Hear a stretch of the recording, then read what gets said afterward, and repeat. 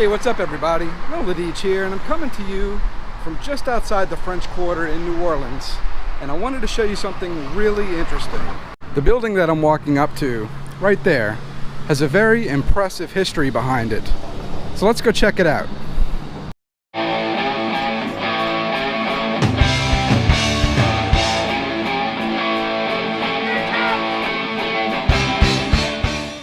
This is the former home of J&M Recording Studios. Owned by Cosimo Matassa, the studio was run in the back of his family's shop right here and operated from 1945 through the spring of 1956. This building, is recognized as one of the birthplaces of rock and roll. It is now a laundromat called Hula Maze, but the building is still here, and it is considered a historical landmark, even plaqued by the Rock and Roll Hall of Fame Museum. Fats Domino recorded The Fat Man, which is considered to be the first rock and roll record, in 1951. But another one of the most famous songs in history was recorded right here in this building. In February of 1955, Little Richard sent a demo tape with 2 songs to a record label called Specialty Records.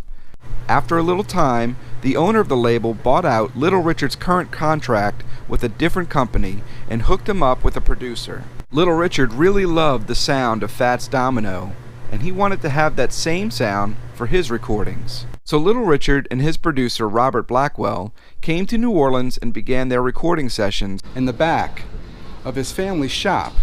It is now a laundromat, but back then his family owned the front part of the store, and he was set up in the back, right back here, with a recording studio. Unfortunately, the recordings weren't generating anything that would be considered a hit.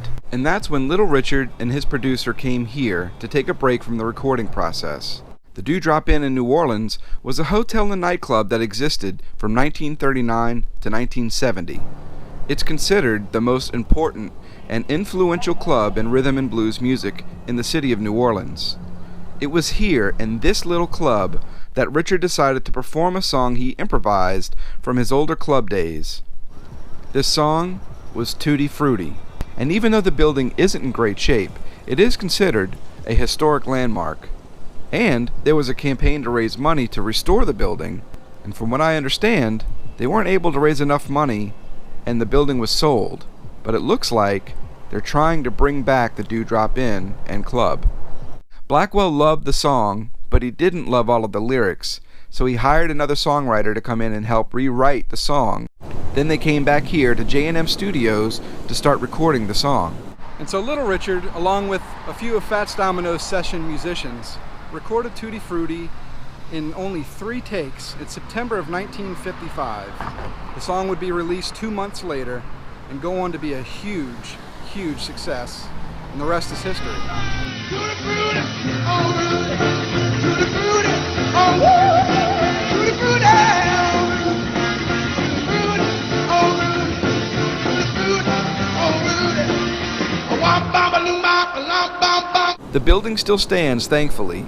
Cosimo Matassa would move to a larger building in the French Quarter not long after recording Little Richard's huge hit.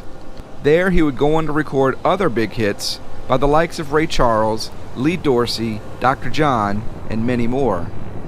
Cosimo Matassa is responsible for forming what is known as the New Orleans sound, which is strong drums, heavy guitar and bass, heavy piano, light horns, and a strong lead vocal. In the 1980s, Matassa would retire from the music business and come here to manage his family's food store. Unfortunately, Cosimo passed away September 11th, 2014, at the age of 88.